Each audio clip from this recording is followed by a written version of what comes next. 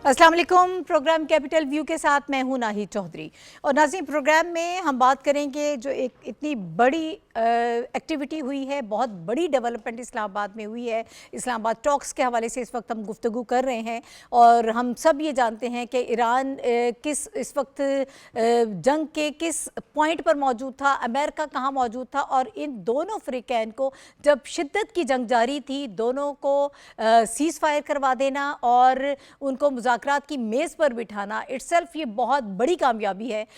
और पाकिस्तान की सिफारतकारी इस मामले में अगर देखी जाए तो यकीनन इंतहाई कामयाब रही है। और उसके बाद जब पाकिस्तान में हाई लेवल ये सारे डेलीगेशंस आए हैं, उस वक्त भी हमने देखा कि पाकिस्तान में जो इंतजामात किए गए और ख़ास तौर पर अगर देखा जाए जो एक बड़ी अहम बात है कि ये बड़ा हसास मामला था और इसकी सिक्रेसी को बरकरार रखना ये अपनी जगह एक बहुत बड़ा चैलेंज था पाकिस्तान के लिए।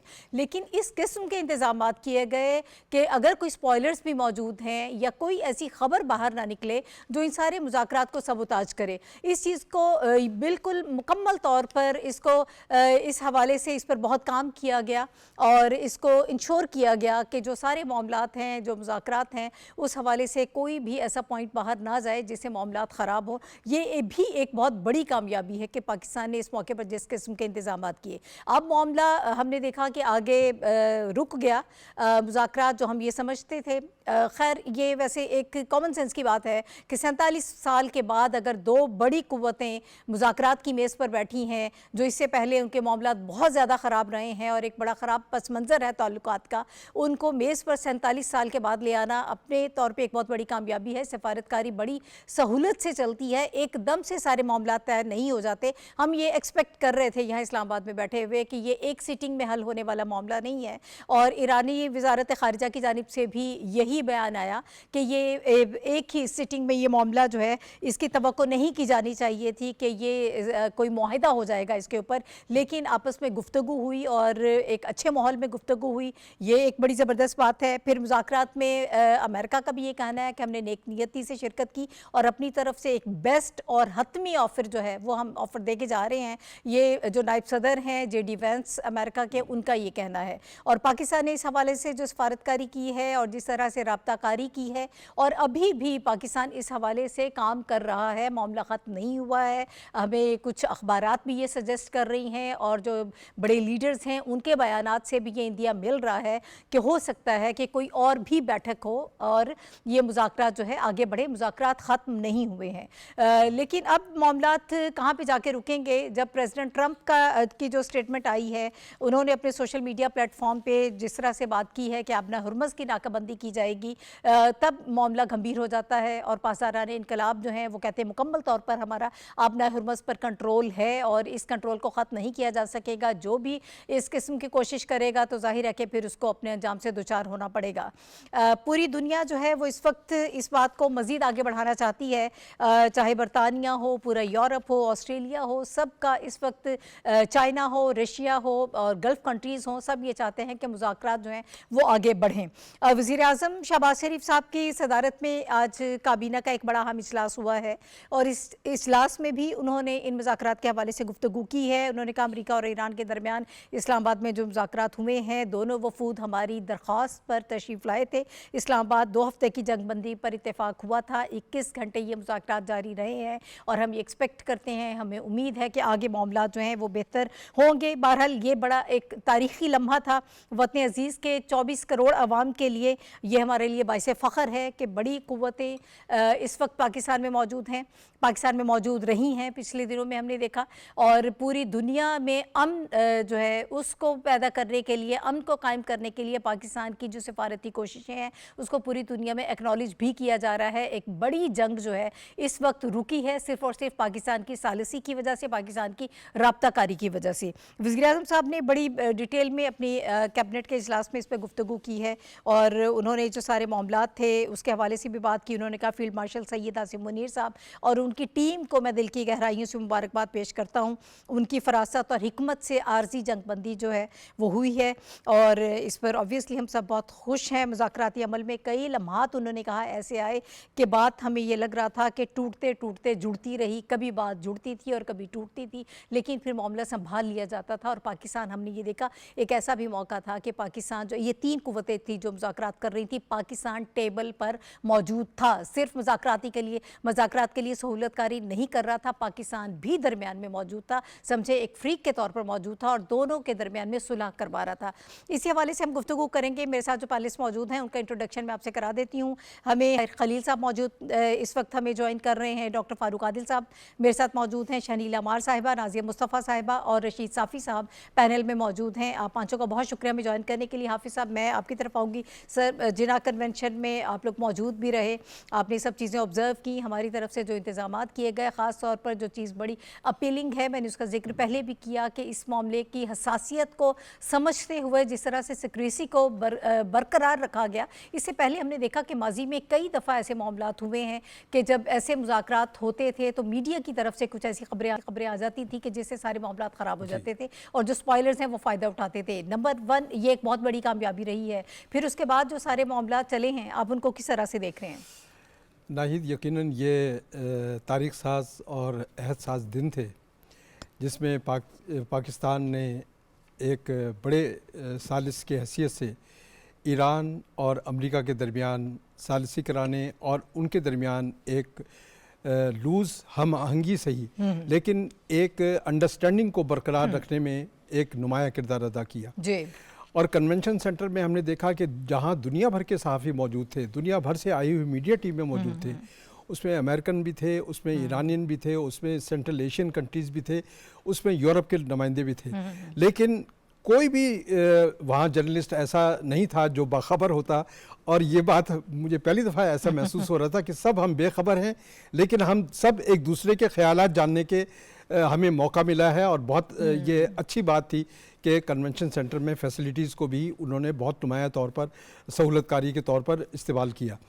अब ये देखें, बात ये है कि जब कंक्लूड हुआ सेशन और उसके बाद सबसे पहले जब जेडी वेंस गए हैं, उन्होंने जो अल्फाज इस्तेमाल किए अपने मुल्क के अंदर, आज प्राइम मिनिस्टर ने भी उसकी बात की कि दोनों मुल्कों ने अपने मुल्कों में जाकर जो प्रेस टॉक की है, जो मीडिया से गुफ्तगू की है, उसमें पाकिस्तान की सालिसी, पाकिस्तान के बेहतर रोल, पाकिस्तान की मेज़बानी, उनका शुक्रिया अदा किया और इस बात का शुक्रिया अदा किया कि पाकिस्तान ने दोनों मुल्कों के दरमियान एक बड़े सालिस की हैसियत से अहम किरदार अदा किया। इसके साथ साथ हम ये देखते हैं कि एक और जो मुमासलत नज़र आती है दोनों मुल्कों की टॉक्स में, उसमें एक लफ्ज़ है फेल, कि टॉक्स फेल हो गई जो इंडिया इस्तेमाल कर रहा है। हालांकि ऐसी बात नहीं है, ना जेडी वेंस ने कहा कि टॉक्स फेल हो गई है, ना ईरान, बल्कि ईरान वाले तो ये कह रहे हैं ये प्रोसेस है और प्रोसेस शुरू हुआ है अभी। जी बिल्कुल। और उन्होंने ये कहा है कि इस्लामाबाद टॉक्स जो है को not an event but A diplomatic process. और जब ये डिप्लोमेटिक प्रोसेस है तो प्रोसेस में तो बड़े मैं थोड़ा सा इसमें तारीख में जाना चाहता हूँ कि आप ये देखें कि 71 में जब चीन और अमेरिका के दरमियान खुफिया राब्ताकारी हो रही थी, पाकिस्तान राब्ताकारी कर रहा था। 4 साल लगे हैं पाकिस्तान को राब्ताकारी में और उसके बाद ये मैच्योर हुआ है। ये सफारती राब्ताकारी थी। जनेवा एकॉर्ड हुआ, 3 महीने तक ये खुफिया मुज़ाकरात होते रहे हैं और उसके बाद जनेवा एकॉर्ड हुआ 81 में। और उसके बाद आगे देखें कि अफगानिस्तान से जो जंगबंदी हुई है, अफगान फौजों का इनखला हुआ 2021 में, उसके लिए दोहा मुज़ाकरात कोई एक दिन में नहीं हुए, उसके लिए भी 3 महीने तक मुज़ाकरात होते रहे वहाँ पर दोहा में। उसके बाद कहीं नतीजा निकला। सफारतकारी जो है वो एक दिन का नाम नहीं है। देखिए, एक बात ये हुई है कि आइस ब्रेकिंग हुई है दोनों मुल्कों के दरमियान। दोनों मुल्कों ने अपने शेयर किए हैं अपने समझौते के जो नुकात हैं और अच्छी बात यह है कि दोनों मुल्कों ने ये कहा है कि उसमें काबिल अमल कंटेंट मौजूद है और ऐसे निकात मौजूद हैं जिस पर अमल हो सकता है।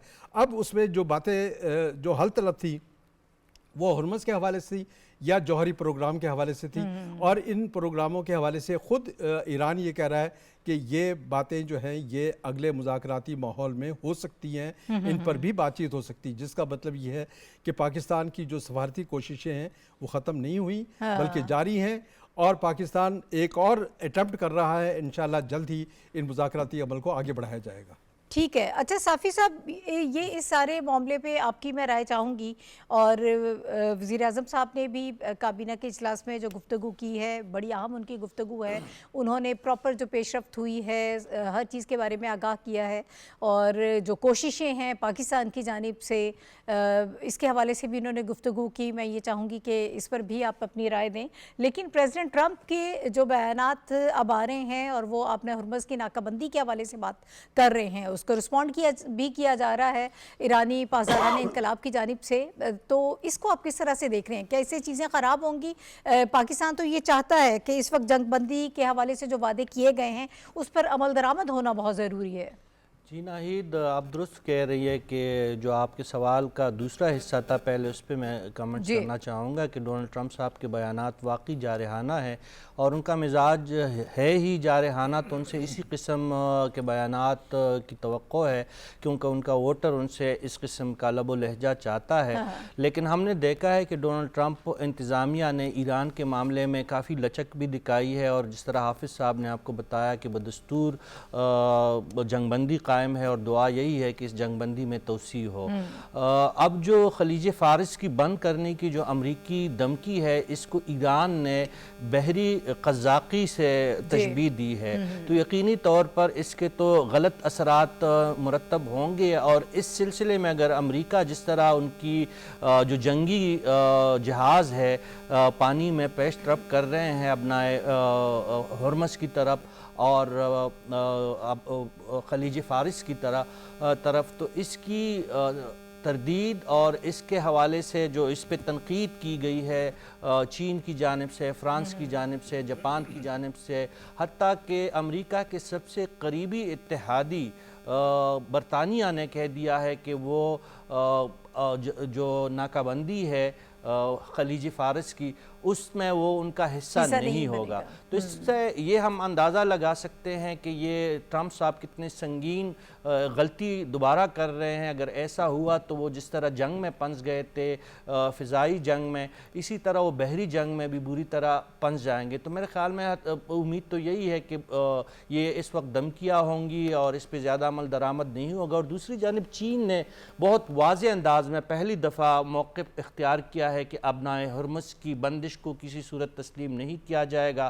फ़रीक़ैन से अभी थोड़ी देर पहले ही चीनी दफ्तर ख़ारजा ने अपील की है कि वो तहम्मुल का मुज़ाहरा करे और जो आज़ाद समंदरी पानी है उसमें रसद और तलब के रस्तों को बंद ना किया जाए। इसके हवाले से चीन देख के अपने आप को ओपन अप कर रहा है, और चीन ने यह भी कहा है कि अबनाए हुर्मुज़ की बंदिश से चीन को ज़्यादा तेल की रसाई में कोई फ़र्क नहीं पड़ेगा, क्योंकि चीन अभी तक सिर्फ 13% तेल जो है वो ईरान से हासिल कर रहा है। लेकिन ये दुनिया में खपत की मंडी के लिए इंतहाई जो है एक सख्त फैसला होगा, और दुनिया में कसरत बाजारी शुरू हो जाएगी, महंगाई शुरू हो जाएगी, और जो ममालिक इस जंग का हिस्सा नहीं है वो भी मुतासिर होंगे। इस वक्त चीन में दुनिया की खपत की मंडी के हवाले से बहुत बड़ी कॉन्फ्रेंस हो रही है हाइको में, हाइनान प्रोविंस में, और ये 18 अप्रैल तक जारी रहेगी। चीन दुनिया को कह रहा है कि तरसील और रसद के रस्तों को खोला जाए। इसमें सैकड़ों इंटरनेशनल मल्टीनेशनल कंपनियां शरीक है, दर्जनों ममालिक वहाँ पे गए हैं। तो चीन बहुत बड़ा दाई है आज़ाद तजारती पॉलिसी का। चीन अबनाए हुर्मुज़ की बंदिश को नहीं मानेगा। खपत की मंडी की आज़ादी के लिए चीन जो है सरगर्म है। फ्रांस नहीं चाहेगा, बरतानिया नहीं चाहेगा, पाकिस्तान नहीं चाहेगा। तो मेरी नज़र में उनकी धमकियाँ, अमेरिका की धमकियाँ नाहिद अपनी जगह पे, लेकिन इस पे अमल दरामद जो है वो बहुत मुश्किल काम होगा। ये अमेरिका एक और दलदल और भंवर में फंस जाएगा। तो मुझे तो यही लगता है कि अमेरिका शायद इस पे नज़रसानी करे, लेकिन दूसरी जानिब ये भी ख़दशात मौजूद है कि अमेरिका में कुछ जो इश्तियाल पसंद हल्के है वो ट्रंप को उकसा रहे हैं, और इसमें सबसे बढ़ के जो इसराइली लॉबी है वो ऐसा करने पे अमेरिका को मजबूर कर रहा है। लेकिन अगर ऐसा होगा तो इसका अंजाम बहुत ही बुरा होगा, दुनिया के लिए भी और अमेरिका के लिए भी। ठीक है। अच्छा डॉक्टर साहब, ये जो हिकमत अमली अब इस वक्त प्रेसिडेंट ट्रंप अपना रहे हैं, हमने देखा कि पहले भी इन्होंने बहुत ज़्यादा मिसकैलकुलेशन की जब उन्होंने फर्स्ट टाइम स्ट्राइक किया, और उनका ये ख्याल था कि 4-5 दिन में सारा मामला ख़त्म हो जाएगा, रजीम चेंज हो जाएगा, लोग हमारे साथ होंगे, लेकिन उसमें से कोई 1% भी जो उन्होंने सोचा था वो हासिल नहीं कर पाए। अब जो नई उनकी ये हिकमत अमली नज़र आ रही है, और इस वक्त हम सिफारतकारी भी देख रहे हैं कि हो रही है, सालिसी की कोशिशें जारी हैं, और ये कहा जा रहा है कि अभी मस्बत उम्मीद बाकी है, ये ख़त्म नहीं है, मुज़ाकरात अभी हुए, ये एक सिलसिला है जो अभी चल रहा है, तो उसके कितने मनफी असरात होंगे जो इस वक्त प्रेसिडेंट ट्रंप कर रहे हैं उस पर? शुक्रिया नाहिद। प्रेसिडेंट ट्रंप की आदत ये है कि दबाव डालकर अपने हक में फैसले करा लिए जाएं, और जो जितना झुक जाए उसको झुका के अपने मकासद हासिल किए जाएं। उनके सामने जो ताज़ा तरीन तजर्बा है वो वेनेजुएला का है या अफ़गानिस्तान का है, कोई और भी तजर्बात हैं उनके, जैसे शाम वाम में और इराक में, उसी को स्टैंडर्ड बनाए बैठे हैं कि अब हमेशा इसी तरह से चलेंगे। सारे ममालिक एक जैसे तो नहीं होते ना, और ईरान ने तो गुज़श्ता 50 बरस में या 47 बरस में ये साबित किया है कि हम कमज़ोर हैं, हमारे पास दौलत नहीं है, हमारे पास हथियार नहीं है, लेकिन हमारे पास हमारी खुदी है, कुव्वत इरादी है हमारी, तो हम उसके बल पर और जो दस्याब वसाइल हैं उसकी बुनियाद पर अपना दिफा करेंगे। तो जिस तरह से पहले कैलकुलेशंस गलत साबित हुई हैं, इस बार भी साबित होंगी। और इसके अलावा आप ये देखिए, बरतानिया हो, स्पेन हो, चीन हो, कौन सा मुल्क है, अभी साफी साहब ने बहुत सारी ज़्यादा तफसील बता दी, कौन सा मुल्क है जो आबनाए हुर्मुज़ को इस तरह से उसका जो नाकाबंदी की जा रही है उसकी सपोर्ट करेगा। तो मैं ये समझता हूँ कि ये हो सकता है उनके जहन में हो, मेरे जहन में मैं ये अब तक जो तज्जिया कर पाया हूँ ये एक धमकी है। मुझे नहीं लगता कि ये कारगर साबित हो पाएगी कई एतबार से। ईरान का जो अज़्म है उसके एतबार से भी, और जो दुनिया का इरादा है उस पर भी ये नहीं कामयाब हो पाएगी, और एक दुनिया को एक नई जो जंग में और एक नई कश्मकश में धकेल देने की ये जो उनका मंसूबा है, ये अमल की मीज़ान पे दुरुस्त साबित नहीं होगा। एक बात, लेकिन यही डोनाल्ड ट्रंप, यही जो नायब सदर यहाँ तशरीफ़ लाए हैं, और बिल्कुल हमारे जो पड़ोसी ईरानी भाई हैं, इन्होंने क्या बात कही है। एक बात यह है कि हम मुआहदे के करीब पहुँच गए थे, एक दो बातें रह गई थी, चंद कदम के फासले पर थे, और यही बात तो ट्रंप ने कही है, यही बात तो जेडी वैंस ने कही है। तो फिर प्रॉब्लम क्या है? प्रॉब्लम आपको याद होगा जब पिछले हफ्ते हम ये डिस्कस कर रहे थे, जब ये बातचीत होने जा रही थी, तो मैंने यहाँ गुजारिश की थी कि ये आसाब तोड़ मुज़ाकरात होंगे, आसाब शिकन मुज़ाकरात होंगे, और एक मरहले में एक मुलाकात में ये चीज़ें तय नहीं होंगी। ये एक तवील सिलसिला चलेगा। कैसा? जैसा अभी बताया हाफिज साहब ने कि कितना कितना वक्त लग जाता है, और ऐसे ही इसमें भी लगेगा। और इसमें जो खुशी की बात यह है कि ये मुज़ाकरात ख़त्म नहीं हुए। ना डोनाल्ड ट्रंप कह रहे हैं, ना जेडी वैंस कह रहे हैं, ना ईरानी कह रहे हैं, इस पर तात्तुल आया है जो फितरी है। जो आसाब तोड़ने की मैंने बात की थी, ये वो आसाब तोड़ मरहला है। अब इसको तोड़ने के लिए, इसको ख़त्म करने के लिए पाकिस्तान एक और एक्टिविटी शुरू कर रहा है। आज ही की खबर है कि वज़ीर आज़म सऊदी अरब जा रहे हैं, आज की खबर है कि वज़ीर आज़म तुर्की जा रहे हैं, आज की शायद ये भी इतला है कि वज़ीर ख़ारजा जो हैं वो बीजिंग जाएंगे। ये क्या हो रहा है? ये वही हो रहा है जो अभी हाफिज साहब ने बताया कि राब्ते हो रहे हैं कि इन मुज़ाकरात को बचाया जाए। मैं गुजारिश आपसे ये करना चाहूँगा, ये जो मुज़ाकरात हमने 2 दिन देखे हैं, 21 घंटे, ये ना अचानक हुए हैं शुरू, और ना ये अचानक ऐसे ख़त्म हो जाएंगे। इनके पीछे 2-3 महीने की, 1-1.5 महीने की पाकिस्तान की और पाकिस्तान के दोस्तों की मेहनत शामिल है। इसमें 4 मुल्की मुज़ाकरात भी शामिल हैं जो इस्लामाबाद में हुए थे, मिस्र, तुर्की, सऊदी अरब वगैरह, और चीन भी इसमें शरीक था, इसमें रशिया भी शरीक था, मशरक़ वस्ता भी शरीक था। बिल्कुल वही अरेंजमेंट वज़ीर आज़म दोबारा करने जा रहे हैं, उसमें हमारे फील्ड मार्शल भी शामिल हैं, वो सारे शामिल हैं। तो इसका मतलब क्या है? इसका मतलब सादा ज़ुबान में तो मैं बता सकता हूँ, लेकिन एक तरक्की पसंद शायर गुज़रे हैं, अली सरदार जाफरी, उन्होंने इसको जो अल्फाज दिए हैं यूँ समझे कि बस वो सोने के हरूफ से लिख दिया उन्होंने। गुफ्तगू बंद ना हो, बात से बात चले, गुफ्तगू बंद ना हो, बात से बात चले, सुबह से शाम तक मुलाकात चले, हम पे हंसती हुई तारों भरी रात चले, हाथ में हाथ लिए सारा जहां साथ चले, तोहफा दर्द लिए, प्यार की सौगात लिए, रेगजारों से अदावत के गुजर जाएंगे, खून के दरियाओं से हम पार उतर जाएंगे, गुफ्तगू बंद ना हो, बात से बात चले। तो ये है, बात से बात चल रही है, दुनिया के लिए ये खुशखबरी है। और अभी जो एक बात हाफिज साहब ने की, वैसे ऐड करना शायद आपने कही, सिर्फ मुख्तसर का एक जुमला है कि तीसरे फरीक के तौर पे पाकिस्तान मैं गुजारिश करना चाहता हूँ को इंसानियत के स्टेक होल्डर के तौर पर पाकिस्तान, बिल्कुल ऐसे ही, बिल्कुल ऐसे ही पाकिस्तान शामिल रहा। एक मौके पे हमने देखा, साफी साहब कुछ बोलना चाह रहे हैं, जल्दी से ऐड कर दें। पूरी गजल आपने सुन ली है, गजल सुनाई है डॉक्टर साहब ने, तो मेरा तो फिर हक बनते मैं कोई दीवान का एक बाब ही कुछ सुनाना चाहूँगा, लेकिन अपने बारी पे। चले ठीक है। अच्छा शनीला, जो पाकिस्तान की तरफ से डिप्लोमेसी हो रही है वो हमें बहुत एक्टिव नज़र आ रही है, और कहीं भी किसी भी मुकाम पर उसमें कोई तातुल नहीं आया है, कोई उसमें हमने नहीं देखा कि कोई ऐसी सुस्ती हो। अभी भी फौरी तौर पर, जैसे डॉक्टर साहब भी जिक्र कर रहे थे कि प्राइम मिनिस्टर जो हैं वो सऊदीया जा रहे हैं, वो तुर्की जा रहे हैं, ये आज की खबर है।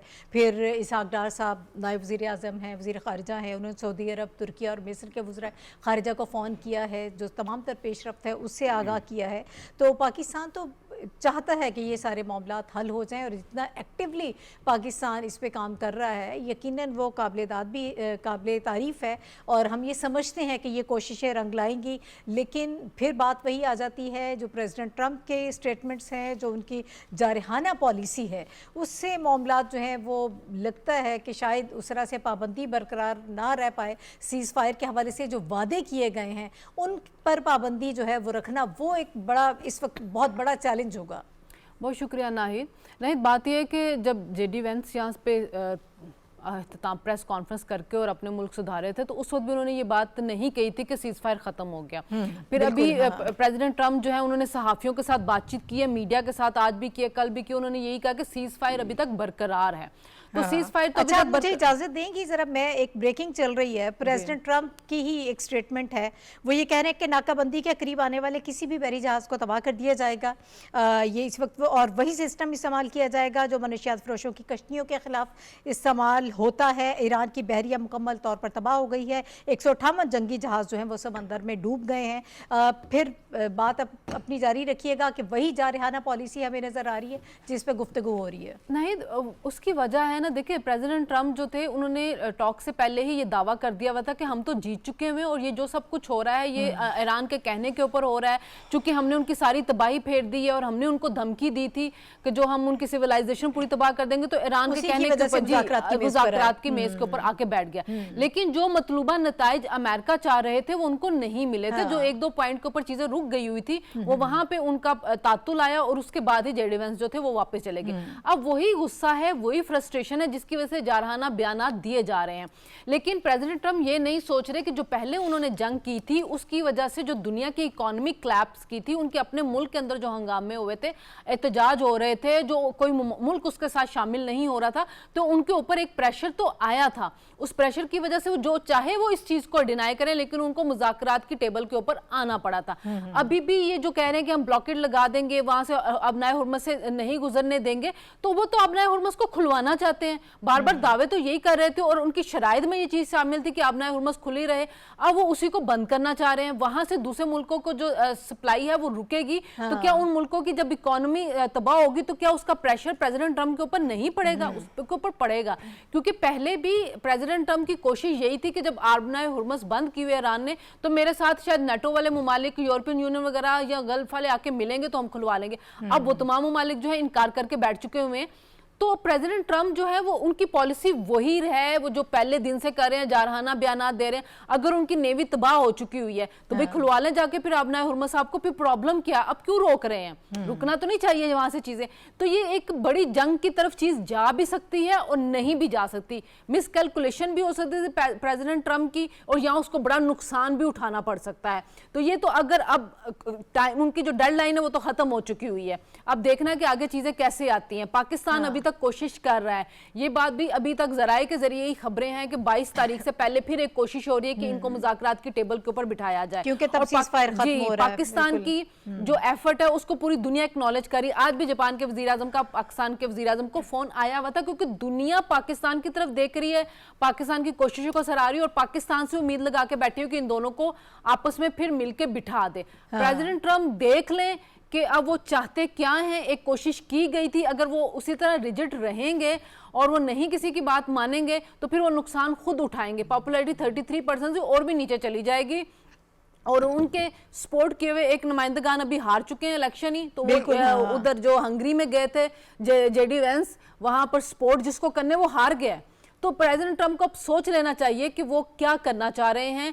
अगर इसी तरह के बयान देंगे तो वो पूरी दुनिया को अपना दुश्मन बनाएंगे और कुछ नहीं होगा, क्योंकि जिन जिन ममालिक की इकोनॉमी तबाह होगी वही मुल्क जो है वो और अब अमेरिका के खिलाफ होता जाएगा। नजर आ रहा है यूरोप के हवाले से पहले भी बड़े वो नाराज थे, और नेटो के हवाले से भी जो इसके अभी उनके उसके हवाले से भी बड़े सख्त किस्म के बयानात आ रहे हैं। तो ये सब चीज़ें कोई बेहतरी की तरफ इशारा नहीं कर रही हैं। अभी नायब वज़ीर आज़म इसहाक डार साहब की जो चाइना के वज़ीर ख़ारिजा हैं उनसे फ़ोन पर गुफ्तगू हुई है, और उन्होंने पाकिस्तान को मुबारकबाद पेश की है कि पाकिस्तान ने जो तामीरी सिफारती किरदार अदा किया है उसके लिए यकीनन पाकिस्तान की कोशिशें जो हैं वो काबिल सताइश हैं। ख़ित्ते में अमन की बहाली के लिए मुज़ाकरात और सिफारतकारी को तरजीह देने के अज़्म का इआदा किया गया है। दोनों रहनुमाओं ने पाकिस्तान चीन 5 निकाती अमन इक़दाम पर भी तबादला ख्याल किया है। नाज़िया, हम ये जानते हैं कि जो चाइना में हुआ था और 5 निकाती जो एलामिया था, हमने उस हवाले से भी गुफ्तगू की थी। उससे पहले जो बैठक हुई थी पाकिस्तान में जिसमें 4 मुल्क शामिल थे, जो हाफिज़ साहब बात कर रहे थे, ये कोई आज का मामला नहीं है। जब से ये मामला शुरू हुआ था मुसलसल सिफारतकारी हो रही थी, कोशिशें की जा रही थी, और आज भी हम ये देख रहे हैं कि वो सिफारतकारी जो है वो हमें अपने अरूज पे नज़र आ रही है, पीक पे नज़र आ रही है। पाकिस्तान इस हवाले से ये चाहता है कि सबको इंगेज किया जाए और फिर एक ऐसा एक हल ढूंढा जाए इस मामले का कि जिससे ये जंग जो है वो रुक जाए, ये आरजी जंगबंदी जो है इसको मुकम्मल जंगबंदी में तब्दील कर दिया जाए।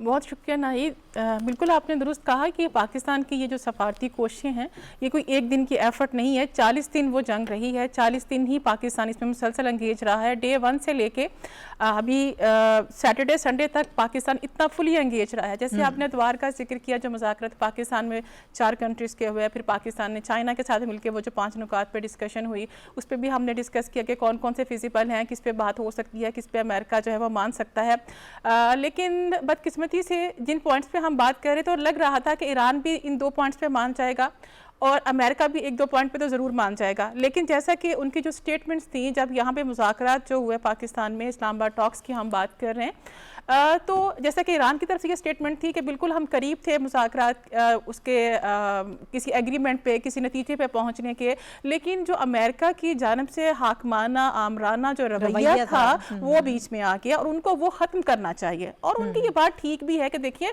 जब आप टेबल पे आके बैठते हैं फिर आप एक आमर के तौर पे उनको डिक्टेट नहीं कर सकते, आप फिर बराबरी की सतह पे होते हैं। जब कुछ पॉइंट्स आपके हैं कुछ ईरान के हैं तो दोनों चीज़ों को दोनों तरफ से ही चीज़ें हो सकती थी। लेकिन नाहिद आपने देखा कि अभी हम ये डिस्कस करें कि 2 से 3 पॉइंट ऐसे हैं जिसपे उनका आके जो था वो मामला अटक गया या फंस गया, जिसमें एक तो पॉइंट है आबनाए हुर्मुज़ वाला है और सेकेंडली उनका न्यूक्लियर वाला है। लेकिन देखिए जब इनके जनीवा में ये टॉक्स इनके मुज़ाकरात चल रहे थे तब खबरें तो यही है ना कि ईरान मान गया था उस वक्त भी अपने उस प्रोग्राम को मिनिमाइज करने के लिए या उसको इंक्रीज आगे ना बढ़ाने की बात तक हो गई थी।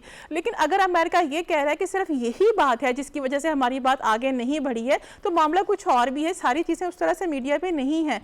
कुछ पॉइंट्स ऐसे भी हैं जो मीडिया पे बिल्कुल नहीं है कि किस किस पॉइंट्स पे उनका एग्रीमेंट हो गया। सिर्फ इन दो चीज़ों को डिस्कस कर रहे हैं। अगर अमेरिका ये समझता है कि अबनाए हुर्मुज़ को क्लोज करने से वो अपनी बात मनवा लेगा, जैसा कि अभी आपने रिसेंट जो उनकी एक स्टेटमेंट है वो भी पढ़ के सुनाई, लेकिन इस तरह से चीज़ें होंगी नहीं। देखिए, ये चीज़ हम डिस्कस कर रहे हैं कि अबनाए हुर्मुज़ सिर्फ उनके लिए बंद है जो ईरान कह रहा है कि हमारे साथ हमारे मुखालिफ है या हमारे खिलाफ जंग कर रहे हैं। यही प्रेसिडेंट ट्रम्प कह रहे हैं ना, ऐसा नहीं करने देंगे कि आपके दोस्तों के साथ गुजर जाए, तो नहीं, इसमें बात देखिए ये है, आप टोल लें या भत्ता लें, हम ये नहीं, इसमें बात देखिए सिर्फ इजराइल फिर और अमेरिका यही दो है ना जो उनके खिलाफ जंग करे, बाकी सबके लिए तो खुली है। फिर अगर ट्रम्प ये कह रहे हैं कि मैं सबके लिए कर रहा हूँ, सब लोगों के लिए ये काम कर, जितने भी ममालिक हैं उनके फायदे की बात हो रही है, लेकिन वो तो ऑलरेडी चीजें वहां पे सेटल हो रही हैं। अगर वो ये कोशिश कर रहा है तो चाइना की आज जो स्टेटमेंट आई है वो काफी है अमेरिका के लिए, उसको वार्निंग समझ लें, उसको कुछ भी समझ लें।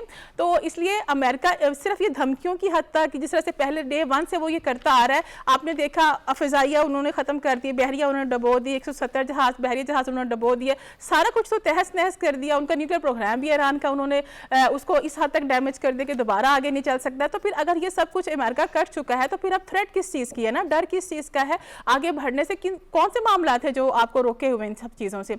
लेकिन अगर पाकिस्तान की सफारतकारी की बात करें, जिसको डिस्कस करना बहुत ज़रूरी है और पूरी दुनिया उसको अप्रिशिएट कर रही है, वहाँ सिवाय इंडिया और इजराइल के, अमेरिका ने खुद इस चीज़ को अप्रिशिएट किया। देखिए, जब जेडी वेंस ने यहाँ पे मीडिया टॉक की, जो कि बहुत उनकी लिमिटेड सी बातचीत थी, लेकिन उसमें जो सबसे पहले बात वो यही कही गई, पाकिस्तान को अप्रिशिएट किया गया, उनकी काविशों को, उनकी कोशिशों को, आर्मी चीफ को आसिम मुनीर साहब की बात की, फिर उन्होंने सबका शुक्रिया अदा किया कि पाकिस्तान का इसमें वो नहीं है कि पाकिस्तान की वजह से कोई ऐसा मामला हो कि हम आगे नहीं बढ़ सके। पाकिस्तान ने भरपूर कोशिश की हमें मेज़ पर लाने के लिए, पाकिस्तान के जितनी एफर्ट्स हैं वो काबिल सताइश हैं। और आज भी देखें, वज़ीर आज़म साहब जिस अभी कल जैसे कोई उसका फ्रूटफुल उस तरह से नतीजा नहीं निकला तो वो चुप करके नहीं बैठ गए, वो तब से ही लगे हुए हैं। और आज भी वज़ीर आज़म की उनकी जो एंगेजमेंट है अभी सऊदी अरब के साथ, तुर्की के साथ, फिर वज़ीर ख़ारजा जो है हमारे वो भी चाइना जा रहे हैं। इस हवाले से ये सारे मामलात जो डिटेल में बात कर भी चुके हैं। साफी साहब, मैं आपकी तरफ आऊंगी। अब आगे क्या होगा? प्रेसिडेंट ट्रंप जो हैं वो मुसलसल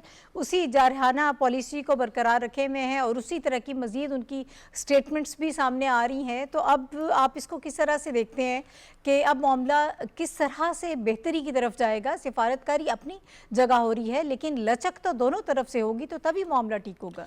जी नाहिद, आप दुरुस्त कह रही है। ये जो हालिया ट्वीट का जो अभी आपने ताज़ा खबर हमें सुनाई है डोनाल्ड ट्रंप साहब की, कि वो उन्होंने ईरानी कश्तियों को निशाना बनाने की जो बात की और अबनाए हुर्मुज़ में पेशकदमी करने की जो उनकी धमकी है, इससे यकीनी तौर पर कशीदगी मज़ीद बढ़ेगी और ये अमन के लिए दुनिया में तलब और रसद के रस्ते के हवाले से, कपत की मंडी के हवाले से ये इंतहाई बुरी ख़बर है। डोनाल्ड ट्रंप साहब को मेरे ख़्याल में थोड़ा सा जो दुनिया के अमन है उसकी जानिब ज़रूर तवज्जो देनी पड़ेगी। और इसी तरह ईरान की जानिब से भी दुनिया भर जो है वो अपीलें कर रही है कि ईरान भी कुछ लचक दिखाए। तो दोनों जानिब से जो इस वक्त एग्रेसिव स्टांस है, इससे पाकिस्तान की उन कोशिशों को नुकसान पहुंच सकता है जो इंतहाई इखलास से किए गए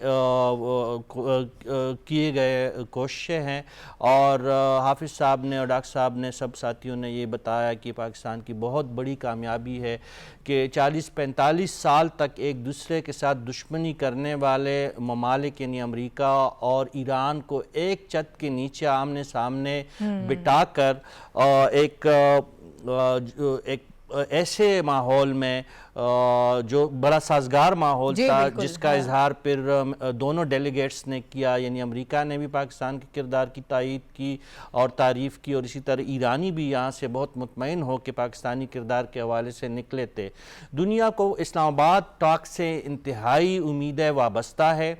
आप ख़ुद बता रही है कि वज़ीर आज़म साहब सरगर्म है काबीना के इजलास में, जिस तरह उन्होंने अपनी टीम को दाद दी है। मैं यहाँ पर वज़ीर आज़म साहब को ज़रूर दाद देना चाहूँगा, क्योंकि वज़ीर आज़म साहब ही टीम लीडर है। वो भी रातों को जागते रहे हैं और वो सारी चीज़ों को सुपरवाइज़ करते रहे। कहने का मतलब ये है कि इश्तियाल अंगेज़ इक़दामात और इश्तियाल अंगेज़ बयानात जो है वो दुनिया भर के लिए इंतहाई तशवीश की बात है। मैं अर्ज़ कर चुका हूँ कि चीन, फ्रांस, बरतानिया, जापान, बहुत ताकतवर ममालिक सब जंग के ख़िलाफ़ है। तो हमें फिर वही जो है ऑप्टिमिस्टिक रहना चाहिए। और पाकिस्तान ने जो एक सफारती मुआवजा दिखाया है इस्लामाबाद टाक की सूरत में, अल्लाह करे कि ये अपने मंतकी अंजाम तक पहुँच जाए और दोनों ममालिक जो इस वक्त उनकी तलवारें एक दूसरे के ख़िलाफ़ नियाम से बाहर हमें नज़र आती है, अल्लाह करे कि ये नियाम में पड़ जाए और दुनिया का अमन जो है वो कायम हो। लेकिन इस वक्त सूरत हाल तशवीशनाक दिखाई देती है। ठीक है हाफिज़ साहब, सर इस पे आपकी क्या राय है? जो पहले जिस किस्म के बयानात आ रहे थे उसको ये कहा जा रहा था, या इसलिए भी ज़रा इजी माहौल में उसको देखा जा रहा था कि शायद ये मौका ऐसा होता है कि दबाव बढ़ाने की कोशिश की जाती है कि मुज़ाकरात की मेज़ पर आप आ जाएं, गुफ्तगू आगे बढ़े, मुज़ाकरात शुरू हो गए। उसके बाद इस किस्म के बयानात देना ये काफ़ी मामले को ख़राब कर देती हैं ये सारी चीज़ें। नाहिद ये तसलसल देखें जो प्रेसिडेंट ट्रम्प के जो बयानात हैं उसका और हालात कार का, इसमें एक तज़ाद नज़र आता है कि उन्होंने जिस तरह के बयानात दिए अमली तौर पर वो मुमकिन नहीं हो सका। जो ख्वाहिशात थी वो पूरी नहीं हो सकी। हाँ। जिस तरह से उन्होंने ये ख्वाहिश जाहिर की थी कि अवाम सड़कों पर आ जाएं, वो नहीं हुआ। उन्होंने दूसरी ख्वाहिश ये जाहिर की कि 2-3 दिन में रिजीम चेंज हो जाए, वो नहीं हुआ। तीसरा उन्होंने कहा जी यूरेनियम जो है वो हमें दे दें, वो नहीं हुआ। ये वो तमाम बातें थी जिसकी वजह से कुछ अमेरिका जो है वो पसपाई का शिकार नज़र आता है। लेकिन इसके साथ देखिए, ये जब जंग होती है तो उसमें दबाव के हरबे इस्तेमाल किए जाते हैं, लेकिन हमें ऑप्टिमिस्टिक रहना चाहिए, सूरत हाल को मस्बत अंदाज में देखना चाहिए कि वो खित्ता जो पूरा का पूरा जंगी शोलों की लपेट में था, आज पाकिस्तान की कामयाब सफारतकारी का नतीजा है कि जंग के शोले मदम हो चुके हैं और वो अभी भड़कने नहीं दिए जा रहे। कोशिश ही की, और ये पाकिस्तान की सफारतकारी का इससे बड़ा और क्या सबूत होगा कि आज ईरान जो है वो सऊदी अरब से बात कर रहा है, ईरान कतर से बात कर रहा है, जिन पर कल तक हमले होते रहे हैं। पाकिस्तान कंडेम करता रहा है इन हमलों को। तो आज ये पाकिस्तानी की सफारतकारी है कि ईरान अपने मुखालिफिन से बात भी कर रहा है और रास्ते तलाश कर रहा है कि ये जंग जो है दोबारा भड़कने न पाए, और ये कोशिशें इसी तरह बारआवर साबित होंगी।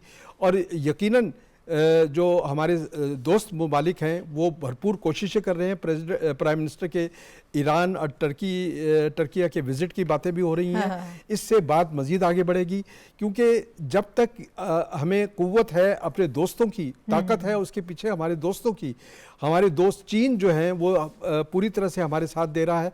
5 जो नुकाती फार्मूला तय हुआ था उसमें एक नुक्ता ये भी था कि आबनाए हरमज़ जो है खुली रखी जाएगी, और यही वजह है कि आज चीन जो स्टैंड ले रहा है कि आबनाए हरमज़ में हमारे जहाज़ जो आ रहे हैं, जा रहे हैं, तेल की सप्लाई हो रही है, इसलिए उसको हम बंद करने की इजाज़त नहीं दे सकते। तो ये एक वाज़ेह तौर पर चीन का रद्द अमल है जो सामने आया है। इतनी आसान बात नहीं होगी जितनी आसान जो है वो समझा जा रहा है, या बाज़ लोग बाज़ ताकतें ये समझ रही हैं कि अगर उनके अनाउंसमेंट से ये काम हो जाता तो ये बहुत पहले हो जाता। लेकिन चूँकि मामलात जो हैं वो अभी बहुत कुछ आगे जाना है, सफ़र बहुत लंबा है सफारतकारी का, और अभी जो कोशिशें हैं वो बाकी हैं। अब इसमें सऊदी अरब भी शामिल है, इसमें कतर भी शामिल है, टर्की और इजिप्ट भी शामिल हैं।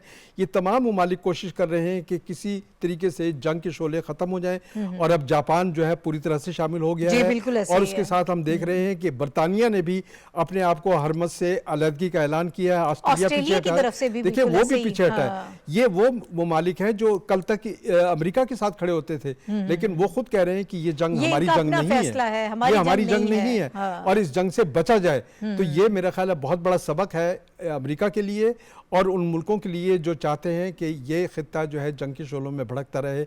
यकीनन ऐसा नहीं होगा, और अमन की जो कोशिशें पाकिस्तान कर रहा है वो यकीनन बारआवर साबित होंगी। ठीक है। अच्छा डॉक्टर साहब, ये कोई मामूली डेलीगेशन भी नहीं था। जो दोनों शख्सियात, जो दोनों फ़्रीकैन की तरफ से शख्सियात आई वो बड़ी पावरफुल थी, वो बड़ी स्ट्रॉन्ग थी। ईरान की तरफ से अगर देखें उनके वज़ीर ख़ारिजा अब्बास इराक़ची, वो अपना एक उनका बड़ा एक प्रोफाइल है।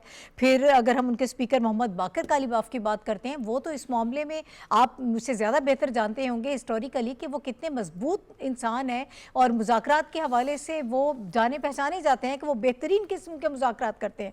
फिर नायब सदर का आना अमेरिका की जानिब से ये अपनी जगह पे बहुत बड़ा एक डिसीजन था उनकी तरफ से।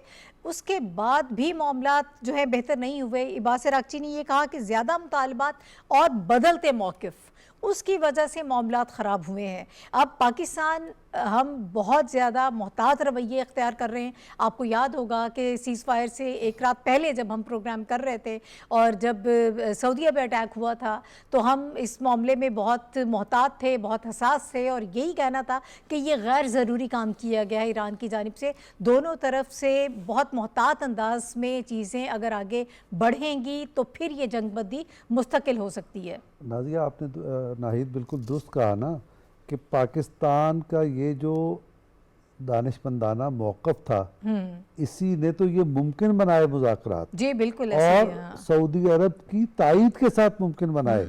और सऊदी अरब इसके बावजूद के वो खफा था, उस पर हमले हुए थे, लेकिन बड़े तहम्मुल का मुज़ाहिरा किया, ये पाकिस्तान की सफारतकारी का नतीजा था।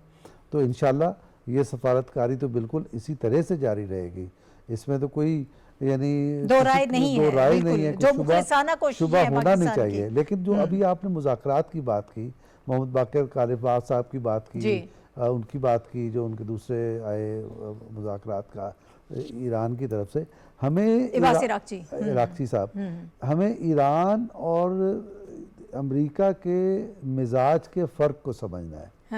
ये जो बैनुल अक़वामी मुबस्सिरीन हैं और ख़ास तौर पर जो खारजा ताल्लुकात की बारीकियों पे नज़र रखते हैं, उनका कहना ये है कि ईरान की आदत ये है कि वो सब्र के साथ मुज़ाकरात करता है। और हमें दिखाई ये दे रहा था, उन माहिरीन का कहना है कि इसके मुकाबले में अमरीकी वफ़द जो था वो सब्र के साथ नहीं था, वो किसी जल्दी में था।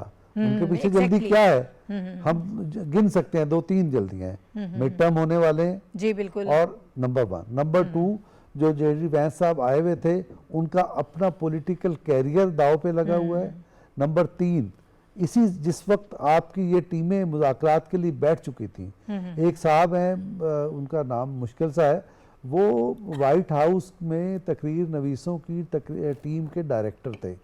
वाशिंगटन पोस्ट में उनका आर्टिकल छपा, उसमें उन्होंने क्या कहा, उन्होंने ये लिखा उस आर्टिकल में कि अगर ये मुज़ाकरात नाकाम होते हैं तो बिल्कुल इसी तरह इन मुज़ाकरातकारों को भी कत्ल कर दिया जाए जिस तरह इन्हें इससे पहले लीडरशिप को कत्ल किया गया, और इनको इस जुर्म में कत्ल किया जाए कि ये मुज़ाकरात कामयाब क्यों नहीं हो सके, इनको एलिमिनेट कर दिया। कहने का मतलब यह है कि ये दाखिली दबाव भी था अमरीकी मुज़ाकराती टीम पर, उसके मुकाबले में वो पूरे इख्तियार के साथ और पूरे सब्र के साथ मुज़ाकरात कर रहे हैं।